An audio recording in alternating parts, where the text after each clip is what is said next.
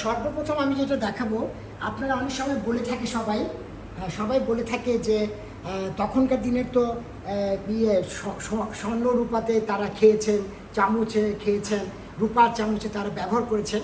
সেইটাই আপনাকে আজকে আমি প্র্যাকটিক্যালি আপনাদের তুলে ধরছি। আমাদের পূর্বপুরুষরা কীভাবে ওনাদের আসবাবপত্র ব্যবহার করেছেন, ক্রোকারিজ ব্যবহার করেছেন, তারা যে চামচও ব্যবহার করেছেন, সেই রূপার চামচ বলে না, রূপার চামচ, সেই রূপার চামচ তারা এগুলো ব্যবহার করেছিলেন এই তখনকার দিনে, প্রায় 250-200 বছর আগে।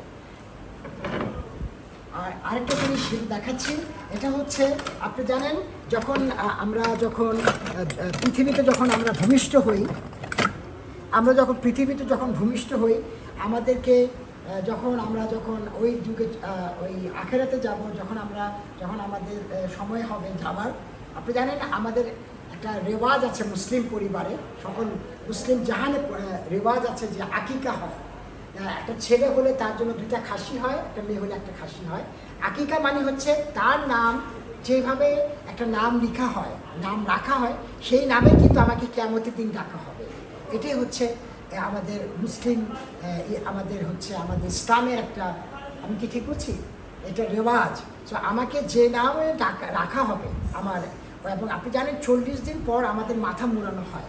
যখন শিশু ভূমিষ্ঠ হয়, তারপর যে তাকে মাথা মুড়ানো হয়, সে মাথা মুড়ানোর পরে যে চুলটা কাটা হয়, চুলের যে ওটা কেটে যে ওজন করা হয়, ওটার ওজন অনুযায়ী তাকে সৎকায়, মানে একটা স্বর্ণ বা রূপা বা একটা দিয়ে ওজন করা, যতটুকু ওজন হয় ওটা দিয়ে আপনার স্বর্ণ বা টাকা পয়সা দিয়ে ওটা গরিব দুঃখীদেরকে দান করা হয়। এটা হচ্ছে সৎকায়ে জারিয়া।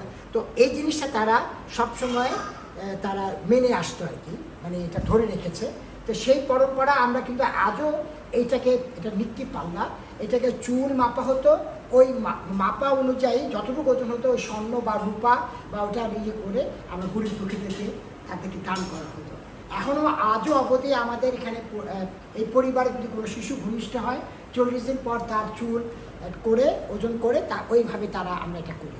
এটা সেই দিনে, তখনকার দিনে সেই নিত্যি পাল্লা। এটা সম্পূর্ণ রূপার, সম্পূর্ণ পিতলের, এটা তখনকার ইয়ে।